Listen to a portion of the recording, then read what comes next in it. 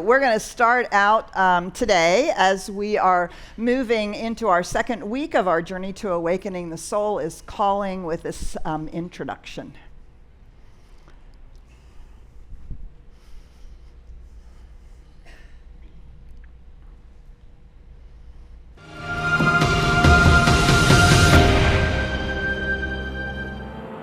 The fact that I am here shows that the soul has a need of an organ here. Shall I not assume the post? By Ralph Waldo Emerson. This is true for each and every one of us. The soul has a need for us. Shall we not assume the post?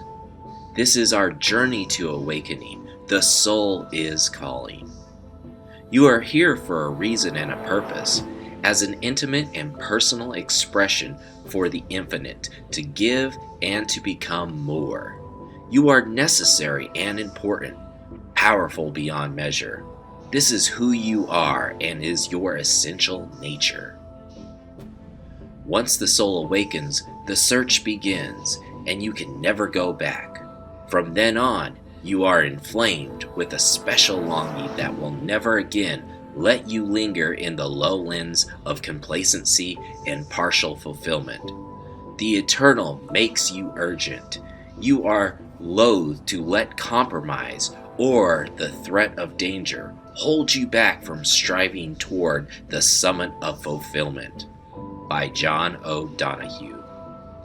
Awakening doesn't happen all at once, and it doesn't look the same for everyone. The 4 states of consciousness map shows both the developmental stages that we go through on this journey, while simultaneously describing states of consciousness that we can be in at any moment. Locating ourselves on the map helps us understand and commit to spiritual practices and awareness that moves us deeper into that stage or through the portal to the next one.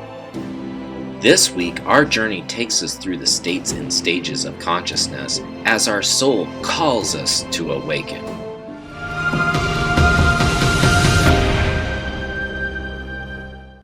Thank you, Ryan Brown. Yeah, so that's what we're going to be talking about today, the states and stages of consciousness, because we are being called to be more of who we are. I love that. Well, we are constantly being called to be more of who we are. Who we are, we already is the essential truth of our nature, but our development is the embracing, embodying, experiencing, and expressing of that. Now, we call them states and stages. For those of you who are Ken Wilber buffs, we recognize from Ken Wilber's work that there is a way of thinking about our lives that is both developmental over time and an opportunity to think about where we are in the moment. So stages of consciousness this map is a description of how our consciousness awakens. How we awaken to the truth of who we are, of how life works, and of what our engagement, job, what it is we need to awaken to, and how it works, right? So this map is a developmental map of the stages of spiritual growth or the awakening of consciousness. It's also a map of states of consciousness that we can be in at any moment, right? So at any moment, we can have something happen, even though we've been on a spiritual path for a while, even though our consciousness has been raised and our house has been feng shuied and all of that good stuff, right? And we can, boom, be right back at the beginning in complaint, in it's not working, right? In all of that, in that reactionary moment. And then we have to rebuild ourselves through our consciousness to the place where we get back to that centered place. Those are states of consciousness. They are the experience that we're having of we could say the level of consciousness that we happen to be in at any moment. So we're going to explore these, and for those of you who are in home study groups, you'll be diving much deeper into it in your home study groups. So states and stages of the development of consciousness and just our consciousness at any given moment. And ultimately, as we talked last week, our soul is urging us to awaken, and there is a reality that is beyond our human conditioning that is calling us to this larger who we really are. And so the call is both from the outside, being called to our contribution and our magnificence, and it's equally from that inner urge that says, there's more to my life, there's a next step in my life, there's a deepening or an awakening that I feel myself being urged toward. So we can understand the call coming from both directions. It's always a development of consciousness to be more of who we are. So we're going to begin. The first stage of consciousness, stage 1, is to me. The second stage is by me. The third stage is through me. And the fourth stage is as me. These stages of consciousness we're going to explore, and we're going to explore the portals of awakening that move us from one stage to the next, and that are also the portal that we need to go through when we find ourselves in a state that is less than awakened. Okay, so let's start with stage 1, to me. To me is the stage when we are singing the blues. Right? Life is happening to me. This is the stage in which we are singing the blues. I am the victim. But it's also that stage in which I'm simply asleep. Or we might say I'm on autopilot. This is the stage of being somewhat unconscious about the fact that we are actually co-creating our lives, that we are contributing. Right? And when you were in kindergarten, or at least when my son was in kindergarten and in first grade, we would go into the gymnasium, and all over the gym were the signs, you can do it, your attitude makes the difference, right? And when you're in this stage, you're like, no, it doesn't. No, I can't. Because it's something. Right? It's something or someone or my past or my trauma or those people or the economy or the government or the blah, blah, blah, blah, blah, blah, blah, right? It's happening to me. And there is that place of, well, for me, it often feels helpless and hopeless. This is the place where we are when we are in despair, or we're depressed, or quite frankly, we're just distracting ourselves. We're simply on autopilot, and we're just distracting ourselves over and over and over again from what's going on in our life. There comes a point where our soul has called us to something more than that. Right? This is rock bottom. This is I'm sick and tired of being sick and tired. It's also those moments when we read a book or we hear somebody or we listen to a podcast and we think, wow, and something within us says, yes, this is right. There is something more here. It's all the ways in which we have been exposed to self-help or spiritual awakening, spiritual awareness that says, wait, there is actually something more going on. And when that happens, we move into stage 2, or we're being invited into stage 2, which is life is happening by me. Right? Life is happening by me is an invitation to realize that I'm actually the doer. I'm the co-creator. This is where we recognize I'm captain of my ship. I am the master of my soul. This is where my attitude, my thoughts, my expectations, my work really begins. We begin to recognize that it makes a difference. That wait, that thing that I thought was happening actually was my interpretation of what was happening, or based on my reaction to what was happening. And so this first step of awakening is a willingness to recognize that I am not a victim, and that living an unconscious, distracted life just gives me more and more and more of the same, right? Gives us more of the same as what we've already had. So the call to awakening is to recognize that I am part of this. I can actually do something. I can see it differently, speak about it differently. I can affirm. I can use all my spiritual tools, affirmations, visualizations. I can start paying attention to my self-talk. I can stop tearing myself down. I can stop letting people tear me down, right? We all recognize that place. And yet, there are times when we don't actually do it, right? And so the portal into this second stage of by me, that is the portal of responsibility. Taking responsibility for my words, my thoughts, my actions, my behaviors, my reactions, my way of wanting to have it really be about them or about that, or say it's not in my control, there's nothing I can do about it, it'll never change, right? I have to take responsibility. We have to take responsibility to apply, to live from the new ideas that we are exposed to, that we begin to practice. And when we do this, this gives us dominion over our own lives.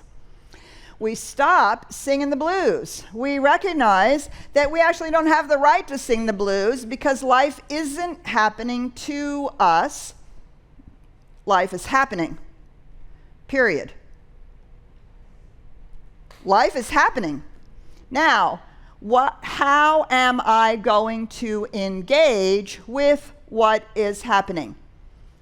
The moment I say that, the moment we say that, do you see, in that moment, I am taking responsibility for how I'm going to think about it, how I'm going to talk about it, how I'm going to behave about it, how I'm going to react to it, how I'm going to take it up, how I'm going to hold it. Because life is simply happening all the time. Life is always happening, and it's always unfolding. And so our responsibility opens that portal from either being unconscious or being the victim of experiences to being the doer. Now, this is a stage of development. I'm imagining many of you have gone through this stage of development. But we also have to recognize that it is states that we can fall into at any moment. So I've just had a couple of weeks coming home from this trip that I was on. I went to see my sister, had some amazing conversations with her for the first time probably in 50 years, talked to my stepbrothers for the first time in well over 50 years, have some things going on with my stepfather, and all of it activated this deep recognition that I have been basically invisible to my family most of my life. At 4 years old, I realized that my house was not safe, and that the way to keep myself safe was to become invisible.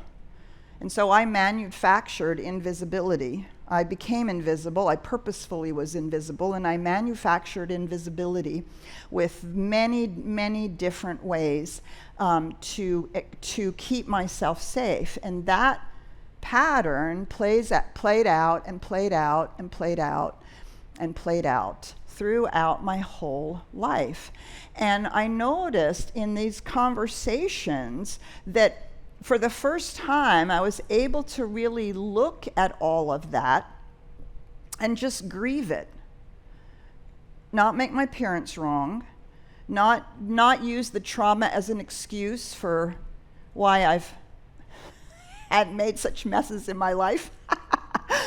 Why I've, many things, had not felt supported, blah, blah, blah, blah, blah, blah. All the ways in which, unbeknownst to me, I was that pattern of invisibility was over and over and over playing out. So I'm having an issue with the insurance company. I've not been able to find a doctor inside my insurance that actually can handle what's going on with my eyes. And I've had 2 rounds of complaints, and what I noticed this last week while I'm dealing with all this invisibility from my family, all of this grief, is that I feel utterly helpless with the roadblock of the insurance company. It's their fault because they can't figure it out. Do you see? I fell immediately back into that state. I am a victim of the insurance company, and I recognize that my helplessness is my feeling of invisibility. They can't see what I need. They can't see the help I'm asking for, right? And so then when that happens to us, we can rail against the insurance company. I did a little of that. Rail against health insurance in the U.S. all together. I did a little of that. Feel that moment of helplessness, feel that moment of hopelessness, and how long do we want to live in that state? Do you see, I had fallen into the state, the first stage. I'd fallen into it as a state. And I spent a good couple days there until I realized, oh wait, I guess I have to take responsibility for doing something about this. I read the information really carefully. I have to find a provider who will then refer me to an out-of-network provider, which is a complete pain because I have to now find blah, blah, blah, right? And then what do? Oh my God, it's too much. I can't do it. Oh, it's so much. They want me to do what? Don't you know how busy I am? Don't you know I have other things to be doing? Can you hear it? Victim, victim, victim, victim. Could somebody please do it for me? Oh, and now I need a rescuer and a savior. No, Petra, you have to take responsibility. Dominion, and what I know to be true is that when I put my mind to it and I'm willing to treat and move my feet, do the spiritual work to know that there is an answer to this and do what it takes, and do that knowing that I am engaged with my life and I do it with a good attitude, I expect to have a good result. Do you see? That's what it means to be in a state, even if our awakening, the stage, is well beyond. We don't generally live in victim, and we may not generally live in the by me state either. We may have awakened further, or our journey to the awakening has taken us further, and the soul has called us to the next stage. Because the truth is, as many of you may have already experienced, or some of you may be experiencing now, is that this stage can also become exhausting. If I take responsibility all the time and feel like I have to make it happen, that can become very tiring, and we can easily slip back into the first stage because we feel like it's always resting on our shoulders, and this is the downside here. When it doesn't work, we think, what's wrong with me? Right? This is the reason why when things aren't working well, sometimes people don't attend, they don't come to the center, they don't participate in classes, they don't come to events to be lifted up because it feels like, well, it's not working, therefore I'm not doing it right. Do you see? That's the downside. Every one of these stages, there's a point where we get to the downside of it, which is what is the soul calling us to the next stage of spiritual awakening. So this third stage is the through me stage. This is the stage where I am receptive and I am open because I'm realizing, wait, An affirmation doesn't work just because I assert it. An affirmation works because I'm using a law, the law of cause and effect. And when we say an affirmation, that's setting a cause in motion, and the effect must correspond to the cause. We recognize that there's something larger going on. This is why we spend not only so much time on who you are, but also on what's the nature of reality. Because there comes a place where simply asserting I'm okay doesn't have the spiritual ground it needs when we truly get into a crisis, or we really feel our soul calling us into a big stretch. And we can second guess ourselves and doubt ourselves, right? When we move into stage 3, we recognize that there is a power and a presence, and it is moving through us. We are opening the channels and recognizing that it is spirit as us, love as us, the impulse of life through us that is moving, that is supporting us. And so when we use the words like I'm in the flow, I'm allowing things to unfold, we're in this third stage of consciousness. The very first song we sang, Make Me an Instrument, is a third stage song. Make me an instrument. Let me be an instrument of the qualities of life. Let me align myself with those qualities of life and recognize that that is the impulse. That's the push and the call, right? So we might say stage 2 is more of my own soul urging us into a greater life, and stage 3 is now the soul, the oversoul, the life itself now calling us and saying, let me support you. And we are allowing ourselves to be in alignment with it. Make me an instrument. Where there's darkness, let me shine, right? Let that light that is the light of the one shine through me into all of this. Now, as difficult as the portal of responsibility is, the portal into stage 3 is equally as unappealing. It is the portal of surrender. The portal of surrender. And what are we surrendering? We are not surrendering our will. We are not surrendering our focus. We are not surrendering our ability to claim what we want. What we are surrendering is our responsibility for the how it is going to happen.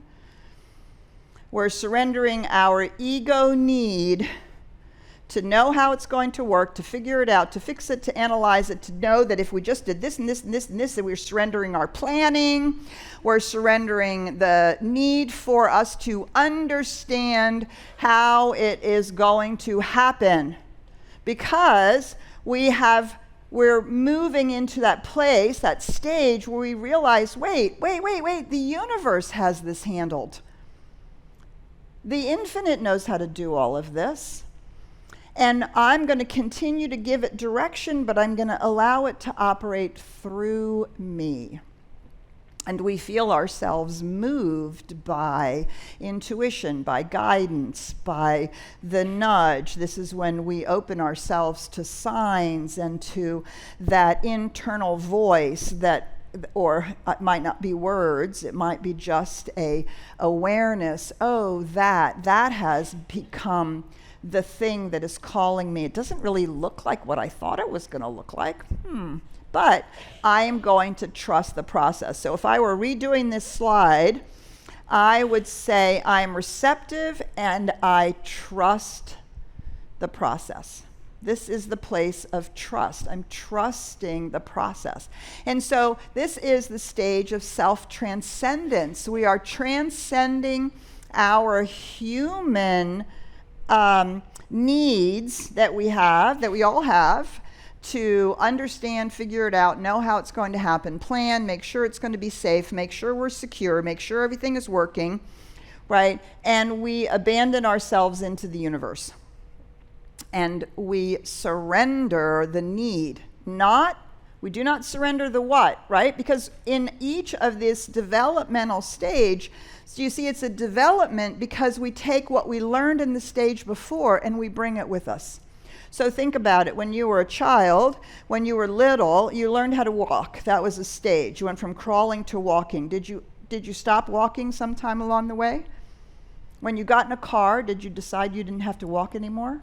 No, you took the walking with you, right? Everything that we learn at each stage, we take with us. So what we learn in stage 2 is how to be focused, how to choose, how to decide, how to say this is what I am going to do. I'm going to expect it. I'm going to affirm it. I'm going to do my work around it. And so we take that what with us into the 3rd stage, but we release the exhausting piece that says, I have to make it happen. I have to figure it out. I have to know how this is going to work. I have to be certain that it's going to work before I even start. We surrender our human needs for certainty, for security, for safety. We surrender our human need to be the authors of all of that, and we recognize that we are trusting that there's something going on. The nature of reality has our back, and that the nature of reality is for life to flourish. So we transcend, we could say, our egoic self, or our analytical self, or our fearful self, and we move into a place of trust. And again, we can be in that 3rd stage for the most part, and what I see happening sometimes is we become so comfortable in the 3rd stage that we forget everything we learned in the 2nd stage. And what I hear people say is, well, I'm just going to wait for Spirit to show me what to do. Well, except that the law is waiting for you. The law is waiting for you to decide. And if you don't decide, the law is simply going to use whatever is back there in the subconscious mind, your mental equivalents, your expectations, your beliefs about how life works. The law is just going to use that, and we're going to get sucked right back into stage 2 going, wait, something's not working here. I better figure this out. I'm going to do my affirmations. I'm going to knuckle down. And if we're not careful, we're going to be sucked right back into stage 1 going, wait, why didn't that work out? Because we forgot to say what we wanted. Do you see? So we're taking all of our learnings with us, one at a time. All right, the 4th stage of consciousness in our journey to awakening, we might call this the stage of enlightenment. We might call this the stage of living heaven on earth. This is the as-me stage. This is when we realize that I and the Father, as Jesus said, are one. I am the presence. I am an individualized expression of life itself. Spirit as me is moving. Spirit is me.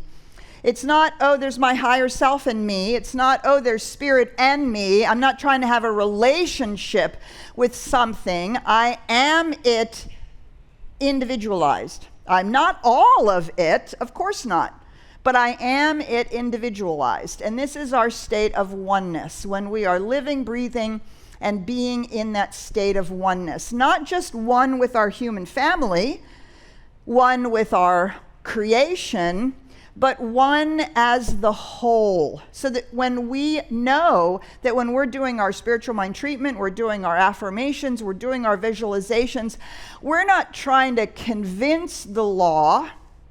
We are speaking as the creative word in our own lives because we know who we are. We have become more of who we are. We've become so much more of who we are that we embody, not just intellectualize, but we embody that we are spiritual beings having a human experience.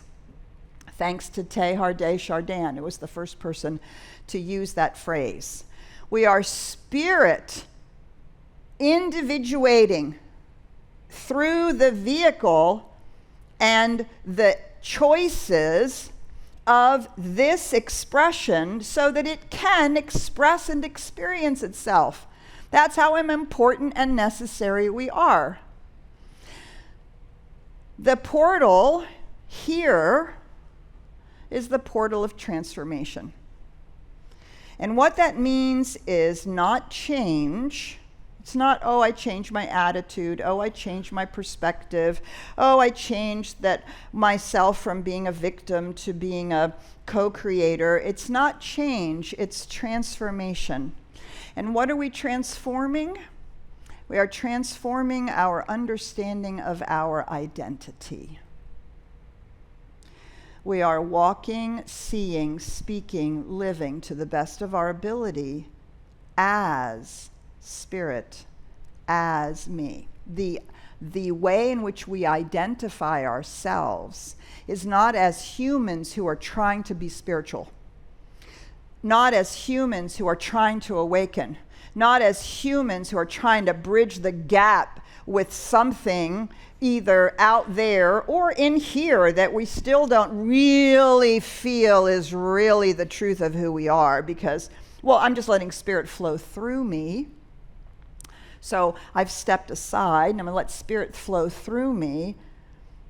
No, the transformation is, I know that when I speak my word, I am co-creative. I am creating as the word. For those of you who were in the class this morning, this is what it means to be made in the image and likeness of the One. This is what that means. And we have dominion over our own lives and everything that humanity touches, including the planet, including the way we engage with each other, all of those kinds of things. We have dominion over those, which means we are stewards of it, which means we are responsible for it. We have to surrender all the ways we stand in the way of it. And we have to transform how we see it, because we are seeing it now from spiritual truth. Do you see? And this is true not only in our own lives, but this is true, as Joe talked about, in the sustainability circle, right? In our sustainability training, we have to take responsibility and recognize that what's going on the planet has been done by us. And we have to surrender our need to figure it out. I love one of the most empowering things or surprising things that Georgianne, who's part of the lead of the sustainability circle, says. She says, we can't recycle our way out of climate change. Just stop and think about that. How many of us think, well, we're recycling, that's good. We're doing our part. No, that's not enough. But it's a part of it. I'm doing my part, right? Take responsibility. But then I get overwhelmed. How many things am I supposed to do? How do I know it's the right one? Oh, it's the businesses. Oh, it's those people over there. Oh, it's the money. Oh, it's this. Oh, it's that. Well, it's all of those things. But if I surrender my need to figure it out, know all the answers before I decide what to do, right? I surrender all of that. I can stand in the place. I am a place where sustainable actions and behaviors and expectations and thought is happening, and I am speaking the word for the health of our planet over and over and over. I'm making decisions. Do you see? Now I'm in that place of as me. We can do that with sustainability and climate change, with racism, with the way women are being treated or not treated, with our LGBT communities, with everything, immigration, the economy, right? This is true for how we engage with our own lives, but it is also true for what we have dominion over. Everything that we have dominion over. And we have to give up and stop talking about, I am a victim of what's going on out there. It's them, it's those people, it's that person, it's that system, it is. It's all of those things. Life is happening. Am I taking responsibility for it? Am I willing to surrender the fact that I don't have a clue how all of this is going to be fixed, but by God, I'm transforming my place to stand, that I speak the word for healing of this. And do you see? And we do it in our own lives. We've been called to awaken in our own lives. We are on this developmental stage, on this developmental path. You can plot yourself and say, well, I'm mostly in 2, somewhat in 3. I peek into 4 occasionally, and well, kind of get sucked back into 1 every so often, right? And you know, or maybe we've really moved a lot into stage 3, but stage 2 is a valuable stage. We don't want to leave it behind, right? It's a development. Everything that's learned is taken through these stages. And then we can begin to plot ourselves in any particular moment. Like I really, last week, had such a deep experience of how invisibility had become, the sense of helplessness had made me become it's very easy for me to project onto something else having control over me, and then instantly I'm the victim. And the only way to get out of it is responsibility. And I don't know how it's going to work out, but I'm trusting the universe. I know the perfect doctor is going to be found in some form or fashion, because I'm going to do what it takes, and I'm going to start knowing that that is what I am speaking into being. Do you see? And then we pull ourselves right out of that victim state. And how many of us, I'll just speak for myself. If I watch too much news, I'm right back there again, right? What am I going to do? What can I do? What can one person do? Well, we can do this, develop our awakening for our engagement with life as a whole, as we are continuing to deepen our awakening for ourselves. Because as we realize that awakening in our own lives is no longer enough, we now have to participate in this journey of awakening because the soul is calling us. The soul is calling us. And I bet your soul is calling you to contribute in some form or fashion in something larger. And so we're going to be spending the rest of our journey to awakening together, looking at different ways in which we can continually move through, grow our consciousness, move through the levels of consciousness, listen to the call, and how to answer it, and not feel like we have to do it all. Find that call that is our own unique call, and find a way to stand in that place as that call, as that soul. The soul is in need of an organ here. That's why we're here. The soul is in need of an organ, You are an organ of the soul. Shall we not assume the post? So it is.